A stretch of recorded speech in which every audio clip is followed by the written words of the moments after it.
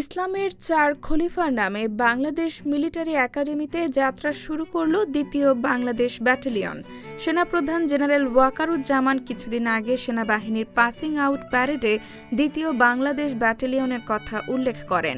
প্রথম বাংলাদেশ ব্যাটালিয়নে ৫টি কোম্পানি আছে, যেগুলো হলো Jahangir company, Rauf company, Hamid company, Noor Mohammad company, Mostafa company.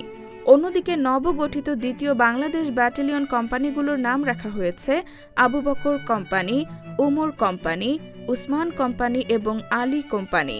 নামগুলো ইসলামের প্রথম ৪ খলিফার নাম অনুসারে নির্ধারণ করা হয়েছে। এই নামকরণ নিয়ে বিভিন্ন ধরনের প্রতিক্রিয়া দেখা যাচ্ছে। কেউ এটিকে ঐতিহাসিক ও ধর্মীয় ঐতিহ্যের প্রতিফলন হিসেবে দেখছেন, আবার কেউ ভিন্ন মত প্রকাশ করছেন।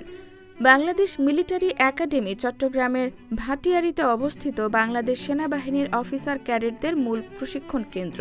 ক্যাডেটদের যোগ্যতা ও যোগদানের মাধ্যমের উপর ভিত্তি করে বিএমএতে বিভিন্ন মেয়াদে প্রশিক্ষণ পরিচালিত হয়, যেমন long course, BMA special regular course, direct short service commission, যৌথ বাহিনী কোর্স ইত্যাদি।